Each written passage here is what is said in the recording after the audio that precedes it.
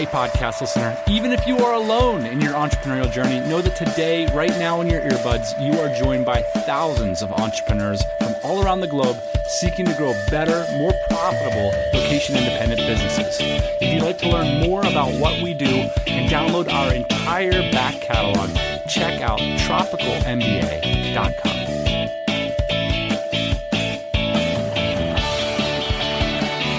Yeah, buddy, welcome to the Tropical MBA podcast, joined by the boss man, as is per the usual. Ian, today we are talking about how to get rich. When I was young, I do think it was a big drive in me. I thought, if only I could get rich, I could figure out this freedom thing. I could do whatever I want to do. And I think the internet and lifestyle design and all these kinds of things have changed that quite a bit. It's not just about getting FU money. We talked last week about maybe FU lifestyle. There are hacks or ways around it. Like you were saying, you don't really want to be rich. You want to do the types of things that you always associated with rich. Right. So this week, I invited a man who's done it, Mr. Michael Covel, and asked him the question point blank to his face, how, sir, does one get rich? I'm here with my friend Michael Covel from trendfollowing.com. We got a ton to talk about today. Thanks for having me on your podcast the other week. Yeah, it was great. We got great feedback. People that probably are expecting me to throw another trader out there, and I think your reception was really nice. People were like, "Hey, have this guy back on." I'm surprised. I got a lot of really nice emails. I guess I'm so used to communicating to people that are just like me, people that are 1 degree different one way or the other, live in a different town, have the same attitudes. I got a lot of emails from your listeners, and a lot of them were in-depth emails. It was cool. It was a cool experience, and I went back and listened to it. I was like, wow, you're kind of communicating to a whole new group of people. And essentially, you're trying to sell them or introduce them to the concept of location independence. Yeah, it was a really unique opportunity for me, so that was cool. And your listeners are fantastic. So, well, yeah, I don't really label it as location independence. I basically am just saying, okay, here's a way to possibly increase your wealth, and it's up to you to think about the location independence. But I like the fact that you go right for that juggler, so to speak, because that is the most important thing. We're in Saigon right now. All right, so why is Michael Covel in this program? Entrepreneur, amazing track record. In fact, the title of this episode is going to be How to Get Rich. I want to talk about how to grow a big, successful following in business like you've managed to do since you started your business in 1996. Yeah, I put up a 4-page website in 1996, all HTML. Fantastically successful. Your face is right next to Jim Cramer's and The Motley Fool when you go to iTunes. You're one of the most sought-after financial experts in the world. New York Times bestselling author? Bestselling author? How do you define your credentials? Bestselling in there, but not New York Times. 150,000 copies. A lot of books. The first book sold over 100,000, so it's sold a lot of across 5 books, quite a few sold. So let's then step back to the very beginning, because how to get rich? What's rich? Has your idea about that evolved? I mean, at the beginning, was it like, I'm going to get FU money, I'm going to get 10 mil, put it in the bank, earn 12% a year, and I'm good to go on the yacht? What were you thinking at the very beginning when you got involved in this whole trading and entrepreneurship game? Yeah, 26, 27 is, of course, it's FU rich. It's if somebody else has figured out a way to make $100 million, why can't I? And that simple little thought is very difficult for most people to say, because there's something special about that other guy. He's got this, he's got that. No, it's even before I proved to myself that was true. That, okay, that guy did it, I can do it. Even before I had the proof that was true, I kind of knew it was true. And I always say I was somewhat inspired by the passage. There was a passage in Anthony Robbins' book where it talked about Spielberg going out to the Universal lot and seeing how films were made. And so my whole thought was, okay, I know I can do this. I just need to find who's doing it and see what they're doing. Let's walk back to Northern Virginia. You're in high school. How do you decide where to go to college and what do you study? I wanted to play baseball, and my grades were terrible. So I don't think that's a surprise for most baseball players. And so I went to a small liberal arts college my first year, played baseball there, and then I was like, okay, I've had enough of this. And then I would transfer to George Mason University and proceeded to get even worse grades. So university, you didn't really do well? No. And while you're in university, what are you thinking you're going to do after you get out with this crappy degree and bad grades? My father had made money in real estate. So living in Northern Virginia and seeing the development process, I said, okay, this is where there's going to be money to be made. There's a tremendous amount of money to be made here.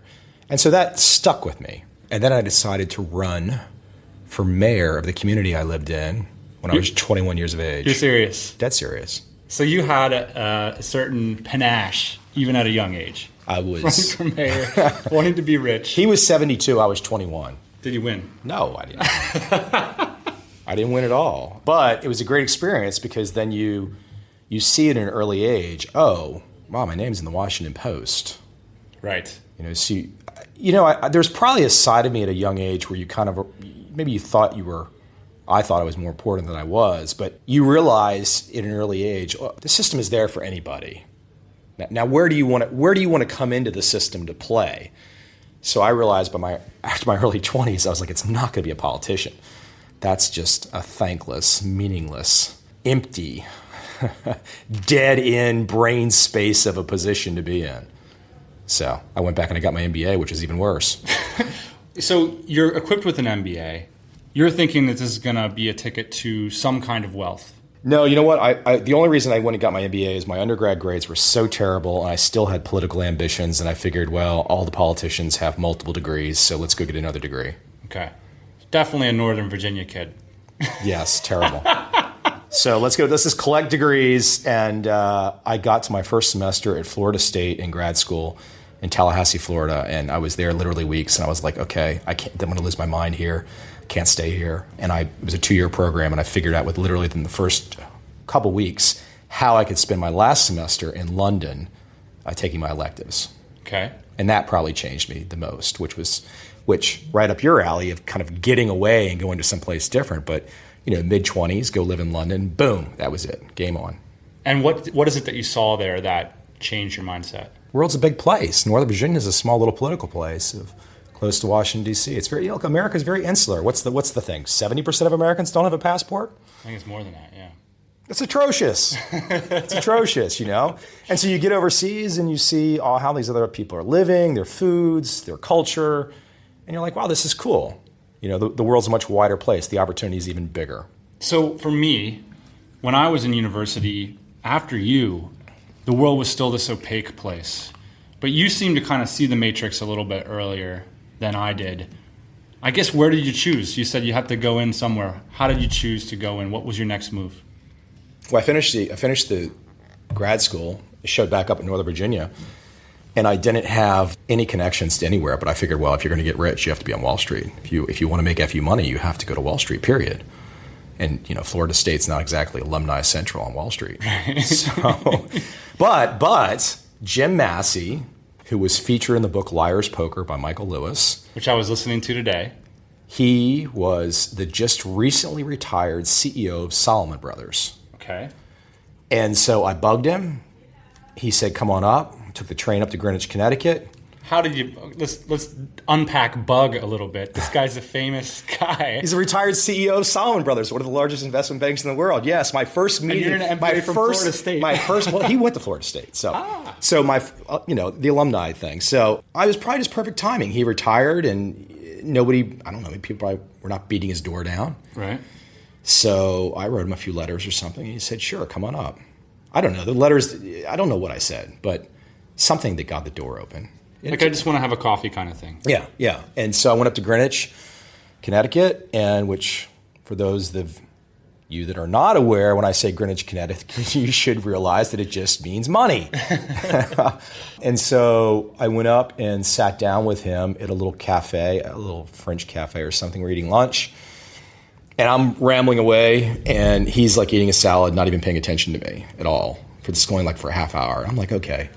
This really sucks because this guy can make or break me. I mean, he's retired CEO of one of the largest investment banks in the world. I mean, it doesn't make a difference if he just retired less than a year ago. He can still, boom, write the ticket. Right. We're talking significant amount of money if you work for Salomon Brothers. Massive, huge. The FU that we're just talking about, right? And so he's eating, half hour into this. I'm like, this is going downhill. And so I just looked at him, and people probably think I make this up, but what the hell? I had nothing to lose. He was never going to talk to me again. Right. So I just looked at him and I said, hey, look, this is not going very well. You haven't said anything for like a half hour. I'm just talking to myself. And I said, what have I said today? One question for you. What have I said today where you thought I was full of shit? Exact word. He stopped eating, put his fork down, he leaned his head up and he looked at me and he said, you said you wanted to be the best. You don't want to be the best. You just want to win. Now let's go talk. Now, if you read Liar's Poker, he was the guy that was the first person the trainees met. So my only knowledge of Jim Massey I had was the description in Liar's Poker, which was like this guy that Michael Lewis was scared to shit of. So anyways, that was and nothing happened from that really, other than some great meetings. And I would be sitting in his office and he would get a phone call and it's Newt Gingrich. I mean, it was just these kinds of things where you could see here's this one guy. He's just one guy. He puts his pants on, If you see somebody put their pants on, you can put your pants on too. And like you have to, I think sometimes maybe people, they read too much. They see too many magazine articles and they don't go find these people. So when you sit down with someone, you talk to them one-on-one, you're like, okay, he can do it, I can do it. He can do it, I can do it.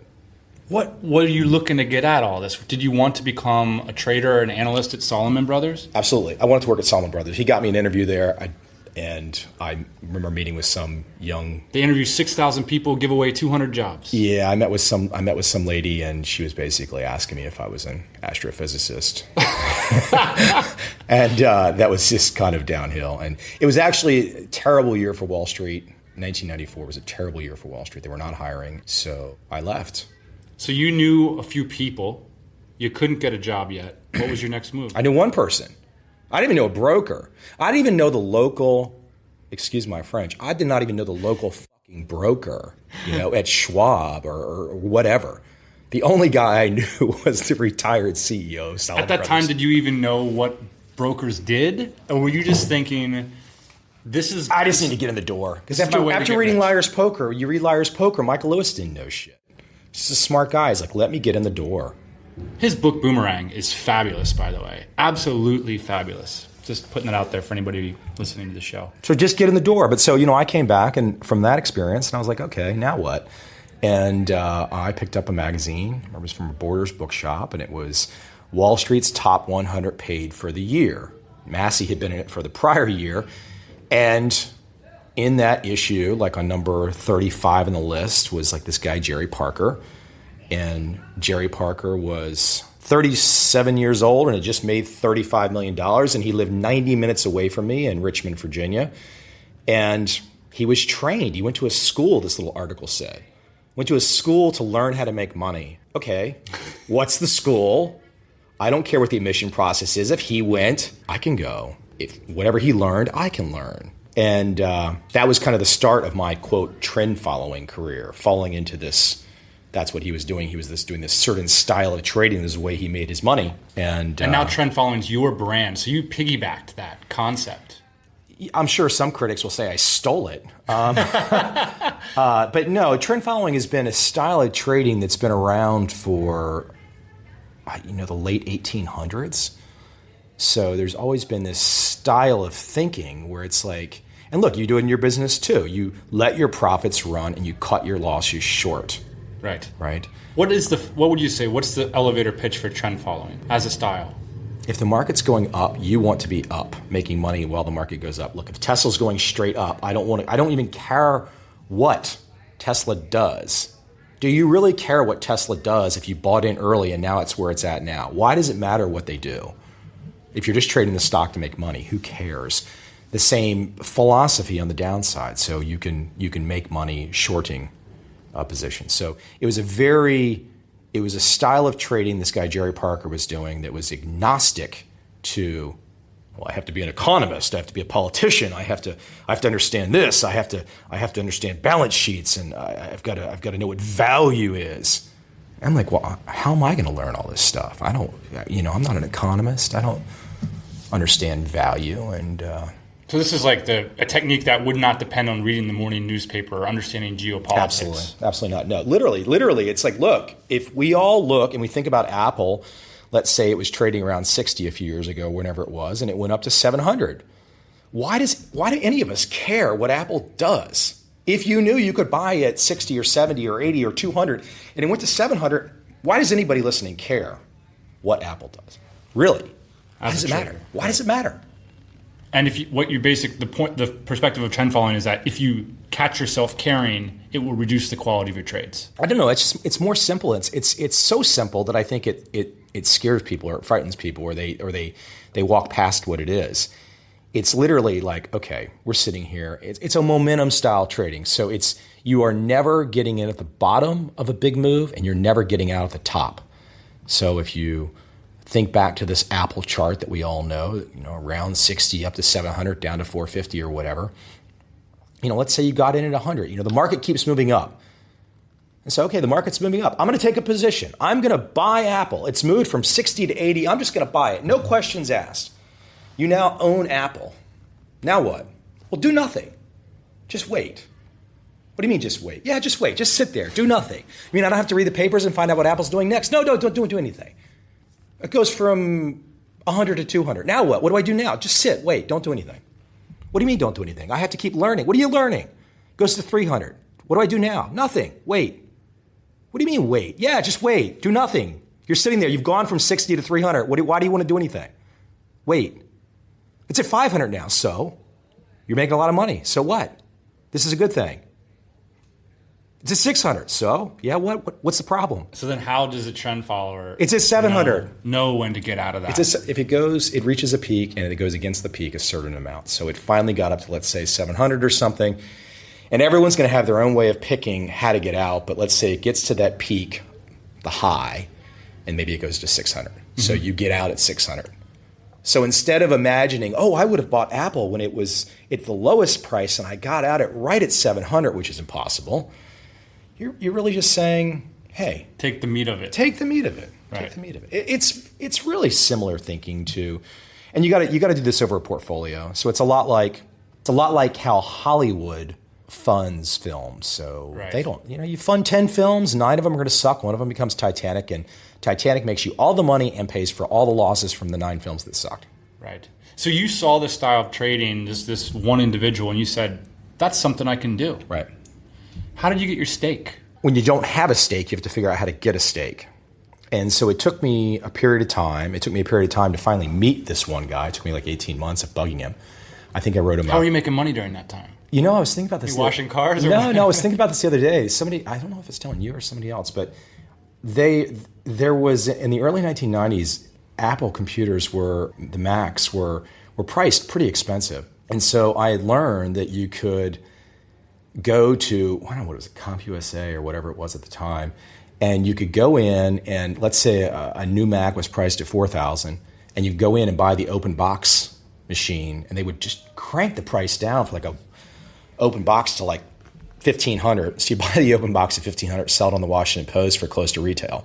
So entrepreneur Michael Covel out of the gate. That was a lot of money that way, Absolutely. So you're like an original eBay hustler without the eBay. There's no eBay. There's no eBay for sure. But you finally meet this guy. What happens? Yeah. What transpires? In the spring of 1995, there was a major investment bank, a major bank in Singapore blew up called Barings Bank. Very famous. If you Google it, you'll probably refresh your memory. There was movies made about it. This guy named Nick Leeson. Well, in trading, there's always two sides of the coin. There's the guy that's long, who's betting for the market to go up, and there's a guy that's betting for the market to go down. It's kind of what they call a zero-sum game. And at the time that Leeson lost, he was on the front cover of Time being handcuffed. But I'm saying to myself, okay, who was the winner? Who was the winner, Winner, winner, chicken dinner. Who the hell made the money? And I had been volunteering for a financial association because I just wanted to get around these guys. And I was in London, and I was sitting in a room, and somebody was giving a presentation. There was like 3 people in the room, but the 2 people in front of me, directly in front of me, were the 2 CEOs of 2 brokerage firms. And they were having a grand old time talking amongst themselves. And this is literally like a couple months after Barings Bank blew up. And basically they said out loud who was on the other side of Barings Bank. And it was John W. Henry, who currently owns the Boston Red Sox. So in this great zero-sum transfer that there is, I now knew, while Time Magazine didn't know, I now knew who the winner was. I thought that was terribly valuable information. It also confirmed for me exactly how trend following worked. And there's a lot of confirmations, but that was a big confirmation. So I had been bugging this guy, Jerry Parker, who I had read about the prior year, and he finally gave me a meeting. And I sat down with him. It was a half-hour meeting. And once again, it wasn't going very well. So finally, at the end, I had no way to prove that John W. Henry was on the other side of the Barings Bank thing. I had no way to prove this. And so at the end of the meeting with Jerry Parker, I'm in his private office. This was your angle with him, to tell him this information. No. The meeting was going downhill. I was basically looking for either an informational interview or a job or whatever. And so, but it wasn't really going anywhere. And so I just looked at him in his private office. The meeting was almost over. They told me in advance I only had 30 minutes with the guy that was worth hundreds of millions of dollars. And why did they give you the meeting, though? Because I sent them a top 10 list of the reasons why they had to let me have a meeting with Jerry Parker. And basically, I probably insulted their firm that if they would not have me, that they had to have me. There was no other, they had to let me in to talk to Jerry Parker, period. So I have to. And you're just a kid without a stake at this point. There's something slowly happening. Well, I'll tell you about my eBay moves. So this meeting's not going well, really, whatever. And I said, Jerry, I have one question for you. John W. Henry was on the other side of Barings Bank, right? And he kind of looked at me from across the room, and he's like, can't believe you just asked me that question in my private office about one of my peers. And all I could say was yes. And I was just like, yes. Because then I had the ability to. So you showed to him that you had unique knowledge. I wasn't thinking about it at the time because I was just thinking about that I just wanted to know something, and I knew he could confirm it. Right. And that became the centerpiece of my first book, and I was the first person to write about that, and I still never had any proof. So basically, I'm in the midst of billionaires telling people how they make money without a legal defense fund. But so what do you do? But if you're right, what are they going to do? What are they going to do? You know. What's the ultimate defense of libel? There's one defense of libel. What is it? The truth. Right? The truth. So I know that's high stakes poker, so to speak. But if you're right. So what did he say? He said yes. I asked him, I said, was John Henry on the other side of Barings Bank? And basically, John Henry used all the money that he won from Barings Bank to buy the Boston Red Sox. Wow. Which in turn now owns a British football team, too. So it's all these things stemming out of this one little kind of like trading strategy that I was reading about. And so did you ever then go to become a broker, or did you just go straight start writing the books? No, I didn't. I started trading my own account and fits and starts and stops and all that stuff. But then I decided, after I learned how all of this worked, I just said, well, you know what? This looks like a good business opportunity, too, to teach people. I was so fascinated with how Jerry Parker made this money with no knowledge of economics or news or whatever. I thought it was so fascinating. I was like, well, why don't I teach other people how to do it? And he was nicknamed a turtle. It was the nickname of the students. And he was one of this group of students. He was nicknamed a turtle by a very famous trader in Chicago. And so I went on. You kept going down the rabbit hole. I went down to Network Solutions and I registered turtletrader.com and put up a website in October of 1996. And you became sort of like a journalist for this movement. You wanted to tell the story of trend following. So the book opens up with the story of the turtles, which is the idea that as long as you have a brain and you're willing to follow certain instructions, you can become a successful trader on the marketplace. That's basically the story that then you started telling on that 4-page website.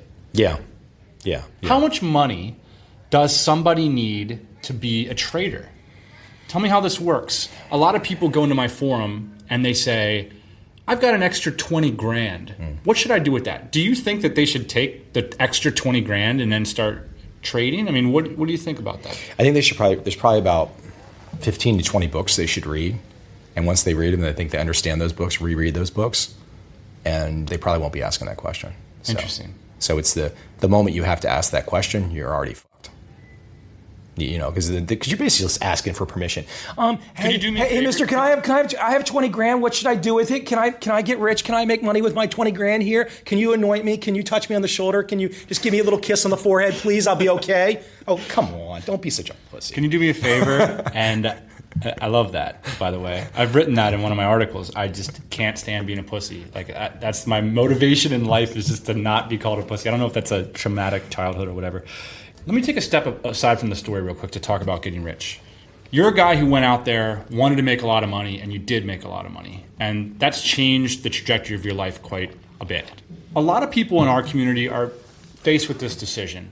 Should I do something that I know I can make a lot of money, in quotes, a lot, I don't know what that means, or should I go after my passion, be a writer, maybe put up with some poverty, maybe start an NGO, whatever.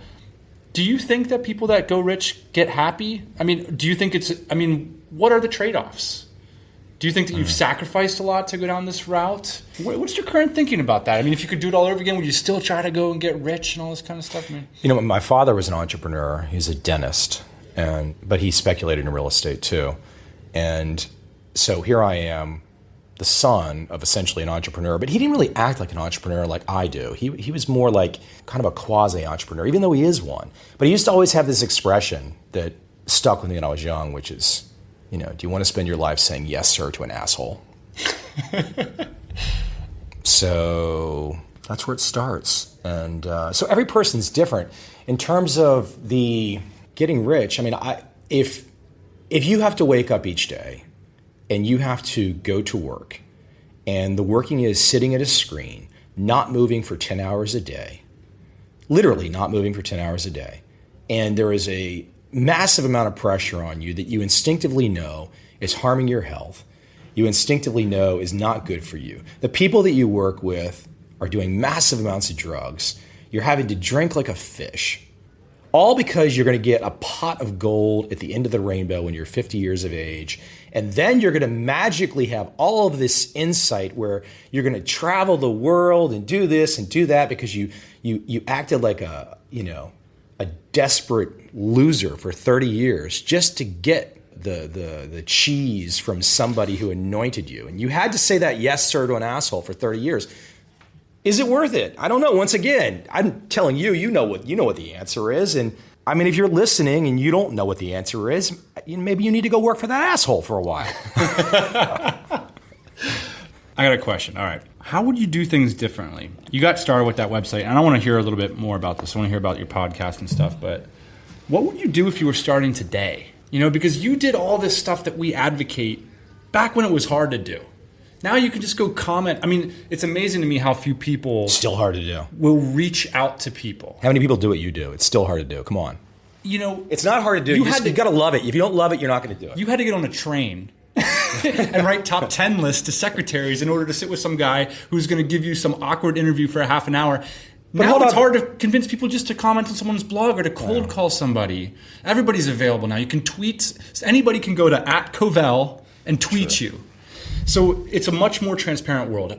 I didn't know rich people. You took the next step of like getting Time Magazine and then meeting that person. And frankly, I don't know if that were the barriers in front of me, I would maybe not be sitting here today. I don't know. So I guess the question is, what would you do today? What is your advice to young people, Michael? I would not diversify. So if you find something that works, put the pedal to the metal.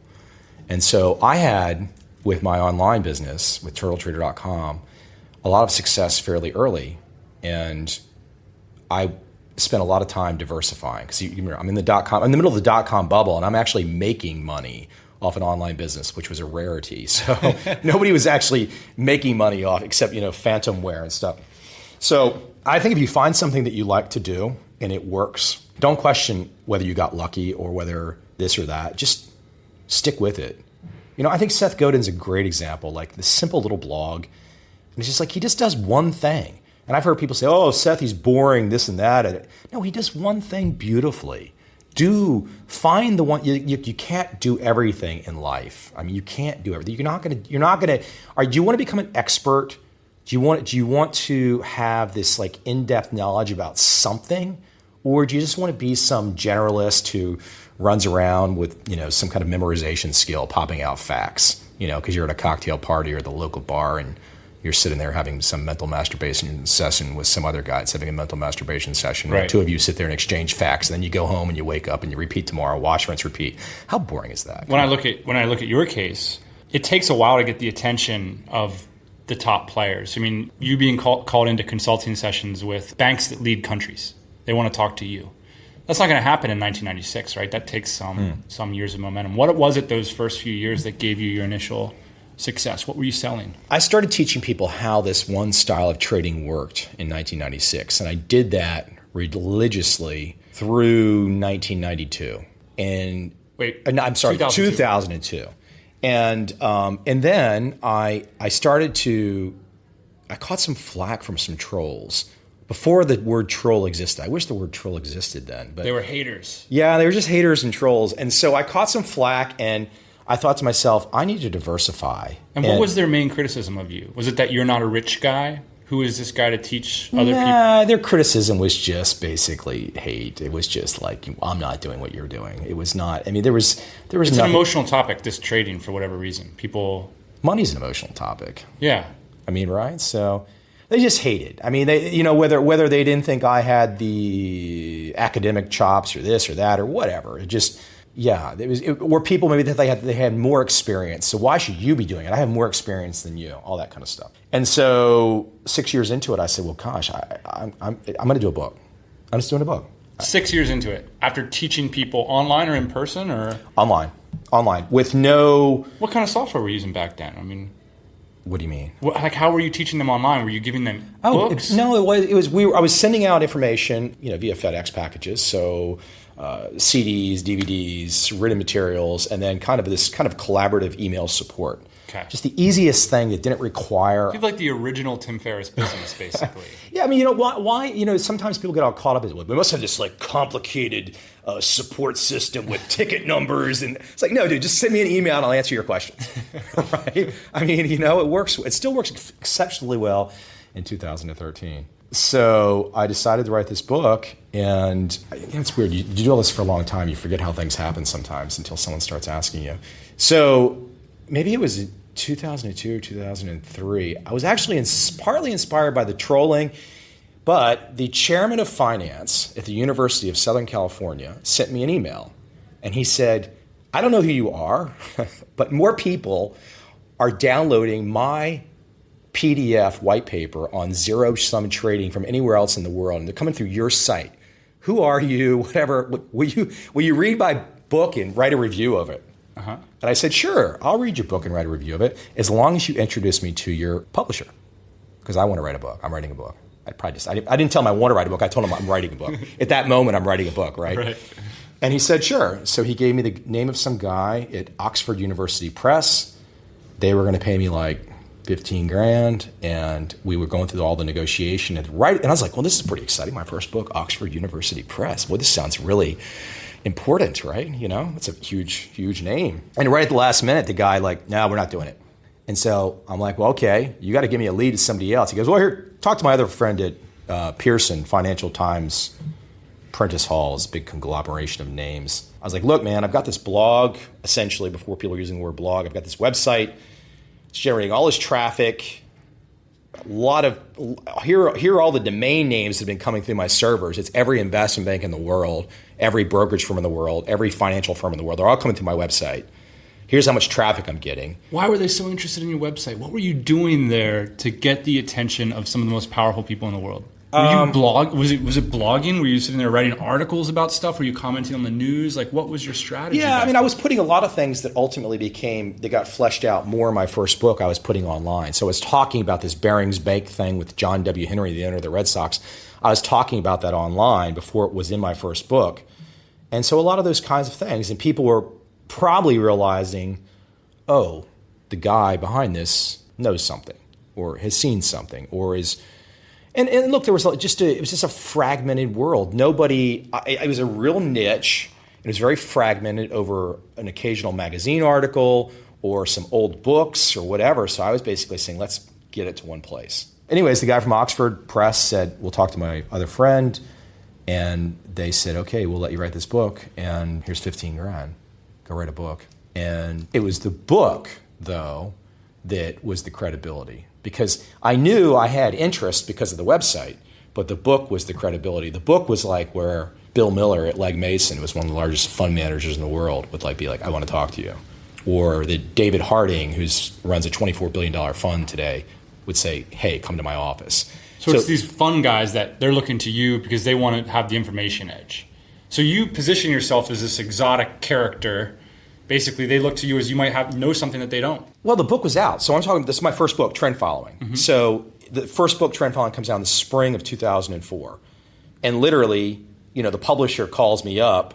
I guess at that time, even on Amazon, you would see, even before the book was released, you would see the rank. And so he called me up a month before the book was available. And he's like, did you see this? I didn't know anything about books at all. I'm like, this is my first book, so to speak. So I don't know anything about the process.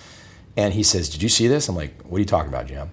He's like, well, your book is not going to be available for 30 days still, and it's in the top 500 of all books in print on Amazon. Why? How did it happen? I don't know if I've got a good answer, other than just the people that were following the website. I'm sure there's a viral aspect there. The people that were following the website were like, oh, hey, this guy's been running this website. He's got a book coming out. And you don't need a huge number to get that to that. And I wasn't trying to engineer anything at all. This was all 100% viral, literally Seth Godin 101, create something with passion. If people like it, it's a niche.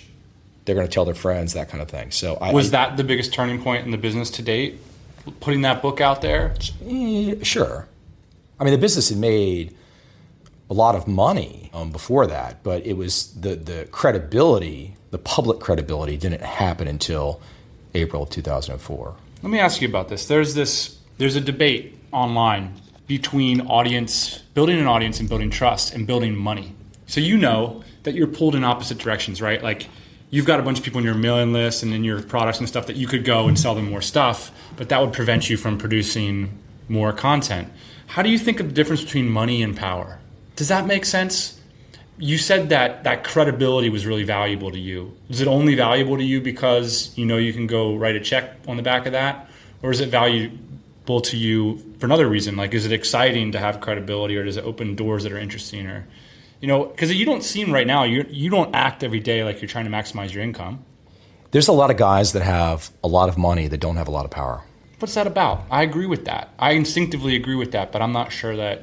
Because power is the ability to have a tribe.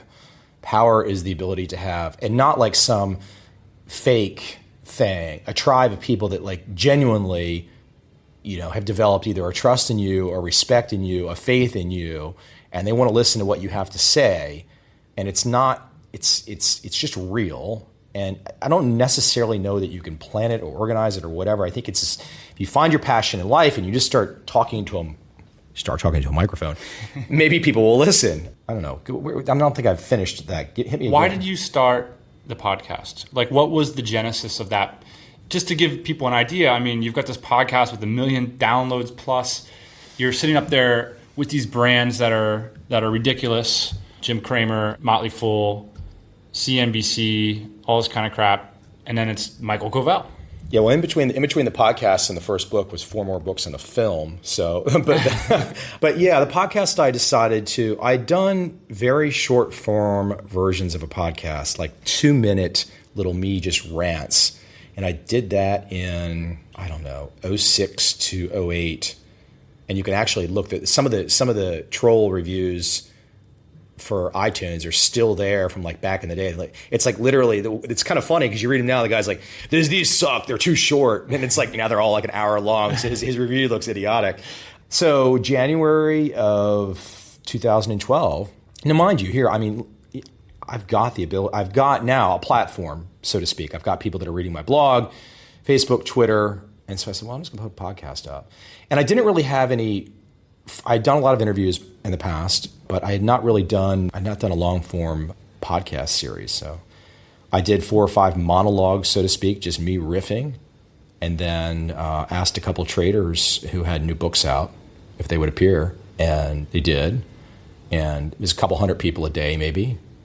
And then Jack Schwager, who has written some of the books that I will recommend to your audience, he had a new book coming out that was a continuation of a series that he had started 20 years before. It was a very famous Wall Street series called The Market Wizards. And he had a new book out. And so he agreed to appear. And you could tell Jack's kind of a prickly character a little bit, I would say, is a fair assessment. But you could tell he had a good time, and you could tell that he respected the fact that I read his book and asked him good questions. And that all of a sudden, that just spiked. That spiked. And so it's been an ongoing spiking of listens. You must love it. You have 150 plus episodes. You're cranking. You still work so hard. Why? Why aren't you Mai Tais on the beach? What's work? What are you going to do at the beach? Hold on. So let's hypothetically take this one out. So you're the guy out there that doesn't have any money, and your dream is what? To go sit on the beach and have no knowledge, no wisdom or anything, and just smoke pot and sit there and chase girls in bikinis? That's what you want to do? Is that really what you want to do? Right. Or is that the idiotic version that's been sold by media for the last 20 or 30 years? No. I mean, yeah, of course. It's the fantasy of someone who hates their life, right? Yes. I mean, I had that fantasy because my life really sucked. I sat in the commute and I went to job and I was broke. And so, yeah, the bikinis sounded pretty good. They still sound good. If they ever stop sounding good, I hope someone takes me out. You got another problem. Yeah, there's another problem. But you're still working really hard every day. I mean, you're still motivated. What's work? Good question. Yeah, what is work? And what's rich? We didn't define that one either. What's work and what's rich? What's rich? Let's talk about it, because this whole episode is about getting rich. How to get rich. Yeah, well, there's a couple different versions, right? Rich is money. You got to have money. I mean, that's the way the game has been laid out. You got to have money to travel, do whatever. You got to have money. How much money do you need?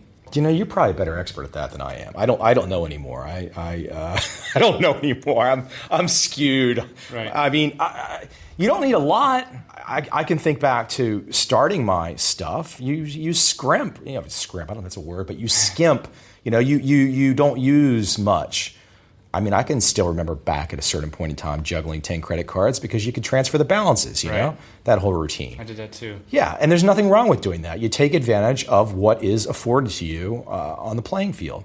And, you know, as we talk about this, one thing I can pass along, I've had a chance to sit down. I think it's not a cocky statement or anything. It's just kind of more of a trivial pursuit thing. 4 billionaires and some in-depth conversations and many guys that are clearly worth over 100 million. And I think the only reason they talk to me is they know I'm not a jock sniffer, you know, because the vast majority of the world are jock sniffers. The vast majority of the world makes a guy who has $1 billion feel like he's being threatened. Yeah. I'm just talking to him like I'm talking to you. And they respect that because you know what? Ultimately, they are just like me and you, except they have $1 billion in the bank. That is extremely difficult for people to accept. It's true. It's 100% true. So now let's contradict ourselves just a tinge. There's got to be something that successful people have differently than the vast majority of people who don't make it happen. Is it that they just know what you just said? Is that they have that kind of, you know, it's framed up when I was growing up, that's like hubris, that's arrogance. But the way you just described it, it's just good sense. And maybe if you grow up in the position that we did, you would become a jock sniffer because you think that that person is this special luminary type that had something special. But what you're saying is, I met these guys, I sat down with them, and they're just like me. There's two kinds. So you have the guy that gets rich off the system.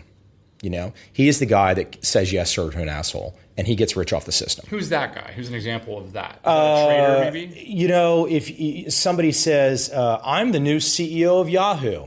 Okay, you know what? How much ass kissing did you have to go through to become the CEO of Yahoo? Sorry, no thank you. Okay. Now, by contrast, I have a friend, associate, somebody who appeared in my film. He's been in my book, a guy named Salem Abraham. Salem is in his late 40s, early 50s, worth over $100 million. Didn't start with much at all, but he started when he was 22 years of age. And he wanted to work from, talk about location independence, he wanted to work from his small hometown in Canadian Texas. And so he's got these crazy stories about getting T1 lines and Canadian and all this kind of stuff. But so he's like, what can I do that will allow me to be where I want to be in Canadian Texas, the panhandle of Texas? There's nothing there. I've been there several times. Nothing there. It's very cool. You know, it's like he's building his own Sim City. But he's outside of the system. And his thing was, how can I make the money at this location? And he was going to start a T-shirt business. That's everybody's first business idea. Right. Yeah, right. Here's the funny thing, just to make a parallel to my world, except he was going to start a T-shirt business, except he went to a wedding. And at that wedding, he started randomly talking to a guy who said, oh, my name's Jerry Parker, I'm a turtle. And Jerry was telling Salem what he did for a living and how he had learned what to do. And Salem went home to Canadian Texas, just hearing that story at a wedding and said, I'm going to do this too. And so Jerry had told him, well, you ever want to know how this works, just call me up. Salem called up the next week and showed up in Richmond, Virginia. Now, this was years before I met Jerry. But Jerry did tutor him, so to speak, and I kind of ended up classifying Salem as a second generation turtle, meaning he had kind of learned these rules secondhand and went ahead and. So he made his fortune by trading. Yeah, is that still an opportunity for kids in my generation, or do we have to start blogs? I mean, what's our opportunity? Well, there's trading, and then there's being a fund manager. Being a fund manager is not very fun in many ways. And it gets worse probably every year. So you have regulation, you have clients, you have money that gets excited to invest with you, and then that money gets excited to leave you, and they call it hot money, and it's jumping all around trying to chase returns. So that's a whole different story. I think the inspiring thing, once again, though, with like the Salem story that I just mentioned, is just I'm going to do this. And as we were talking, like, what is this really the way? Well, we're talking about the two systems. So you have the CEO of Yahoo, and then the Salem Abraham example. Mm-hmm. So the Salem Abraham example is it's the entrepreneur. It's your world. It's the tropical MBA. It's the guy that says, I don't need anything except myself. I'm going to just take a big sword and I'm going to go out there and start slaying dragons. Because I'm confident enough to know that 99.9% of the people are either lazy, ignorant, or scared. So if that's what the vast majority of the population is, and I take a sword and I go out there, I kind of like my odds. And so that, you once I just repeat myself, but the CEO of Yahoo and the independent entrepreneur. And if you are the independent entrepreneur, and the guys that I mentioned, the billionaire guys, the reason why they act just like me and you is because they're still an independent entrepreneur no matter what. That's how they started. They don't ever forget their roots. And that's why it's always easy to talk with them. Now, if you talk with someone who's a part of the system, the first thing they're going to say is, can I see your CV? Can I see your resume? Where'd you go to school? Let's give you some kind of, can we test your IQ again? And you're like, what the hell does that have to do with anything? Do you ever fly coach? Do I? I try not to now. I'm curious. I try not. Listen, I've traveled a lot this year in 2013 across Asia. And so I did not do a lot of coach. However, I did use the United Around the World Fair, which allowed me to be in business and first class for probably coach rates for the number of flights that I did. So once again, Entrepreneur 101, Are you one of these guys? A lot of people in your space, they say things like America is going to go down. Oh, by the way, hold on. When I fly from Saigon to Bangkok for your event, I will fly coach. I'm not flying from Saigon to Bangkok in first class. Noted. Derek Sivers mentioned that. He had a $22 million exit or whatever, and he had a business for many years before that was cash flowing millions of dollars of personal income, and he said he never flew business class, and it just blew me away. Absolutely blew me away. But anyway. Well, he didn't fly a lot of Singapore Air, because if I have some extra cash and I can fly Singapore Air and there's 4 girls that look like fashion models working harder than any stewardesses that I've ever seen on an airline, I'm sorry. I'm just going to have to disagree and go first class. So a lot of the guys in the investment space, entrepreneurs are really optimistic people, and we don't spend a lot of time maybe reading the news as most people. In your space, it seems like a little bit more like you guys are kind of plugged into trends and this nation's doing this and the debt ratio and all this kind of stuff. Do you share the opinion that the United States is in the shit can and it's going to blow up in everybody's face? Or what do you think is going to happen with all this stuff? Do you have look, in my world, my specific trading world, if anybody checks up on it, it's really not about having any knowledge of those things. But as you and I have talked, that doesn't preclude us from looking at the system and saying, geez, it's really disgusting that the Fed lowered interest rates to 0 to make our grandparents poor to save Goldman Sachs. You could say that's a really shitty move. Right. I don't know how it's going to end. I mean, I look at... Would you have let these banks go out of business? Of course. Now, why isn't that an obvious answer?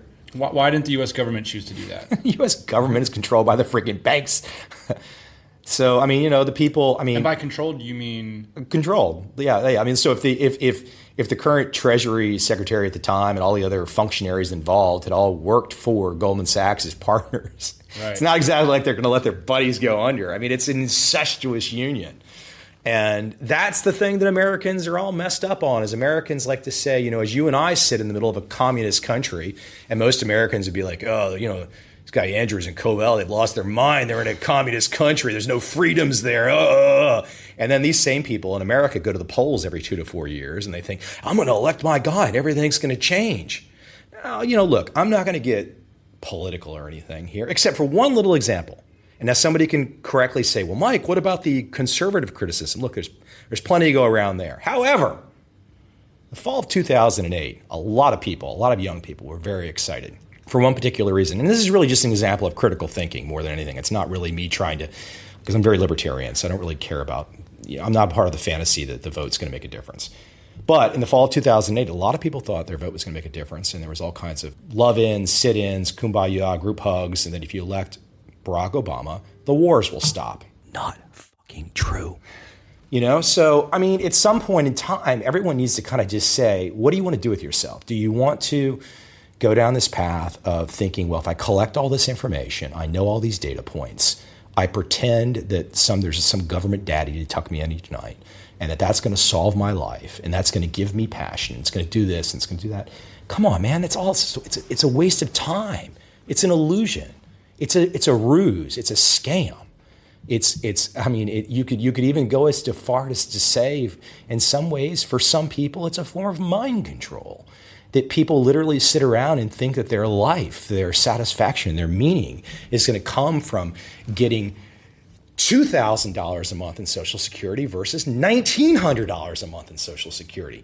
Could you really imagine yourself expending mental energy about whether or not some system gives you $1,900 or $2,000? And how bad has your life become if that's where you are? And plenty of people are there, and I feel sorry for them, but stop teaching your kids to be losers too, right? I know why you get so many podcast listens, bro. That's some good shit. That's some good shit. You could be on the TV, Any parting words, Michael? I think we all have dual motivations. We want to express ourselves. We want to have our art. For all of us, it's going to be different. But a lot of us, we just plain old want to get rich. We want to, I want to give my parents a healthy and safe retirement, for example. I knew that was partly my responsibility when I got into this game. What's the parting words for that? The hustling side of the audience, the part of us that wants to go out there and crush it. Well, the hustling side was too, I always think about okay, what did I start with? How did I start? And so I can look at a career arc and I can say, what do I know now and how do I feel now? But then you can also say, how did I start? And I would say that if you are in a position where you are kind of saying, well, I can't do this, or there can only be so many categories of one, there can only be so many Michael Covels, there can only be so many Dan Andrews, so to speak. Even though neither of us would really sit around and say, well, there's nothing special about us, whatever, we're just two guys that put our pants on too. But if you're telling yourself that you can't do it out of the gate, then that's probably where you need to work on yourself the most. Because if you are already questioning yourself, if you are already expending any mental energy to say that you cannot do this, you cannot become a category of one, you cannot become a specialist, you cannot become an expert, you cannot monetize yourself, you cannot develop a following on the web, a real following, a following where people really trust, respect you, and want more from you. If you are already saying out of the gate you don't think you can do it, then I would spend every waking moment of your life trying to figure out why that is wrong. And then because the moment you already know you can do it, do you really need to listen to Dan and Mike? You don't, because you're going to figure it out. You're going to be resourceful. You're going to go down a path. Dead end. Oh, walk around that one. Oh, dead end. Walk around that one. This conversation is really for the person that's sitting out there saying, Dan, he's got a successful website, whatever, he got lucky, or this guy Mike, he just got lucky too, or this or that, or I can't do this, or there's not enough space for me, or what's the alternative? What is the alternative? You're gonna fucking die. So, who wants, we're all gonna die anyways. So if you're gonna die, right? A very stoic view. Yes. I give Ferris credit for this, Ryan Holiday credit for kind of inspiring me a little bit to read some of the stoicism. So if you're gonna die, that's the worst case scenario. Imagine it. Gonna die. Okay, that seems kind of rough. My family's gonna die. That seems kind of rough. Okay, I've got limited time here. Now what am I gonna do? Right? And if what you're gonna do with your limited time is tell yourself that you can't do it, I don't know. Anyways, I probably can't help you if you're already in that mind. And you know what? You probably can't help yourself either. You're probably toast. Why don't you just stop listening? Don't listen to anything I say. Don't listen to Dan. Go do something. Get a job for the asshole again. Just do that. You'll be happier. If you do decide to question Michael on that point, it's trendfollowing.com. It's Michael Covel. Thank you so much for joining us, and I do look forward to hearing you at the event. Just 1 month now. Thanks, Dan. Fun. Ian, I know we don't generally do episodes that long, but I was just having a great time sitting with Michael and hearing his story. And thank you, Michael, for sharing it with us. And he's going to go more in depth at our event, show us the numbers, show us the nitty gritty. If you want to check out our event, over 200 entrepreneurs in Bangkok, October 18th, kick me an email, dan@tropicalmba.com. And thank you again, Michael, for coming out to the show. Actually, I was on Michael's show just a few weeks ago. He's got a really popular podcast. He has over 1 million downloads. I will link to that in this episode. I really go in depth in that one and shoot from the hip a little bit, so that's kind of fun. Ian, this week our friends Jimmy and Doug from Manal.com launched their Pro Traveler's Bag. What's your review, sir? Oh, it's doing me well. I'm sitting here actually right now in Prague looking at that bag. I had such a good time laying my stuff out on the bed, packing it up, getting it over here. Just a great experience. And yeah, those guys are launching on Kickstarter. They have been working their asses off to get this bag off the ground, and hopefully you will be able to get yours soon. Those guys are flexing their hustle muscle, running all around, hanging out the factory. I had a meeting with them. I know you've been meeting with them quite a bit. I'm so excited about what they're doing. I love the product, and which amazes me because I was the naysayer, as you know. I was like, don't even bother with this space agey crap. Man, I love that bag. I went on a 10-day trip with it. When I got back, there was this beautiful moment when, the bag is, the killer feature for me is that it clamshells completely. It 100% opens up. So you don't have to dig into your bag anymore for stuff. So I crack this bag and all of my clothes are just sitting there nicely, no wrinkled after a full day of travel. Boom. Jimmy and Doug, well done. Good luck on the Kickstarter. We're going to be there supporting and staking this thing because, I definitely want to make this thing happen. Lots of our friends are going to be ordering bags. One of the cool things about their Kickstarter, Ian, is that you just go buy the bag from them. These guys aren't putting up some pie-in-the-sky BS Kickstarter project. It's like, hey, give us the money for the bag and we'll get you a bag. So I think that that's pretty sweet. Good luck, guys. Speaking of travel, you're in Prague, buddy. What's going on with that? European Ian. Yeah, for the second time this year, believe it or not. I didn't necessarily plan this. Actually, we were sitting on the couch maybe a month and a half ago, and Rob and Mike from Startups for the Rest of Us, they're having their conference, MicroConf Prague, with Dan Taylor, our buddy. Yeah. And we just said, hey, I think we should go to that.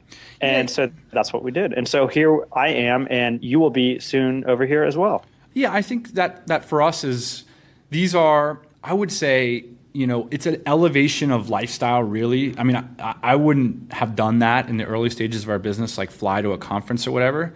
But I think that that's a good place to start investing in yourself is to... Well, I do think, actually, we did go to conferences in the beginning, and actually we're starting this new business, the SaaS product, and this is a startup software conference. So I think it's very applicable to what we're doing right now. Yeah, but yeah, we're not maybe we wouldn't have flown to direct... Prague, but we definitely flew to Las Vegas. That's a good point, but we went to conferences where our customers were going to be at. Now we're going to a conference where a bunch of cool people are going to be at, and they're going to teach us things. So it's like a one step removed. It's like a one step of luxury, It's like going to a seminar where they teach you things rather than going to a trade show where you're going to hustle the whole time. But anyway, yeah, I mean, what a wonderful way to invest some money into your business is by educating yourself and getting yourself in the room with really world-class people. I mean, I look to Rob Walling and Mike and their whole community. I look to those guys as leaders, And so I think they're going to assemble some of the best minds in the world. And man, it would be a shame for us not to be there given we're doing the software stuff. Hey, speaking of movements that we're involved in, saw this article about digital nomads trending on Hacker News. What is with these jerks that the digital nomad lifestyle just it's too much for them? I can't read another article like this. I think it's worth a read. Actually, I'm here. The thing that I'm most happy about with this article, Dan, is that it is trending very well on Hacker News. Several hundred comments. And it's really sparked a discussion. And I didn't realize, actually, that there were so many people that were passionate about the same thing that we're passionate about. I thought our community was much smaller than it is. But here it is on Hacker News. It's getting blown wide open by stuff like Skype and all this technology coming along and the economy crumbling and the career script breaking down for people. So, yeah, man, this is just getting started. This little canoe is going to be a cruise ship. I'm feeling it. I think there's going to be...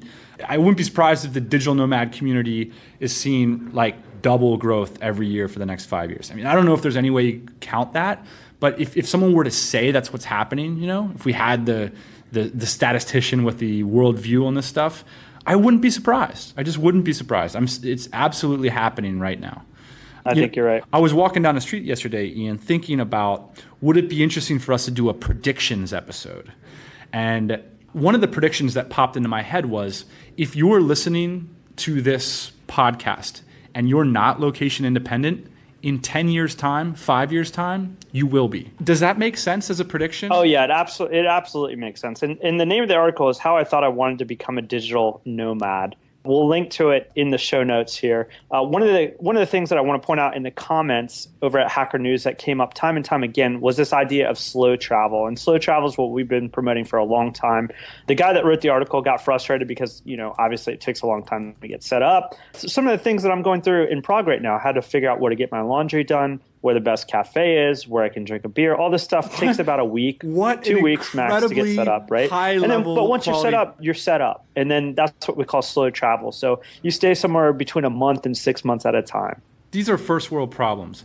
I don't know the best ice cream shop in my beautiful European neighborhood. I already found that, buddy. Hey, guys, before we get off the podcast, I know this is a long one, but hang on. I got a tech tip. It's called Pocket. And Pocket is a wonderful Chrome plugin and an iPhone app that makes it's a really elegant way to read articles later. So this wouldn't be used for like 10-page Slate long-form articles. I would use more Instapaper for that. But this is like, hey, that's a cool little article. I want to read that in the bathroom sometime. This is like for bathroom, airplane, travel reading. Just put that Pocket app onto your phone and put the little Chrome thing, and the UI works brilliantly. So read for later, wonderful solution, Pocket. We will link up to it. This is at tropicalmba.com/rich. Of course, you can go to the blog and get all the links of everything we talked about, get the list of the 10 books that Michael listed in the middle of the interview, and see everything that Ian and I are up to, including getting our entire back catalog of podcast episodes. Listen to our embarrassing journeys learning about entrepreneurship. Anything more to add, Ian? See you next week, Dan. It's great to talk to you. We will be back next Thursday morning, 8 a.m. Eastern Standard Time. Thanks for listening to the Tropical MBA podcast. Again, we've got our complete audio archive available at tropicalmba.com. That's the cheapest way to fly business class on your next international flight. Also, every episode has complete notes with links. If you're interested in something we talked about, check out the site. And as always, we'll see you next Thursday morning.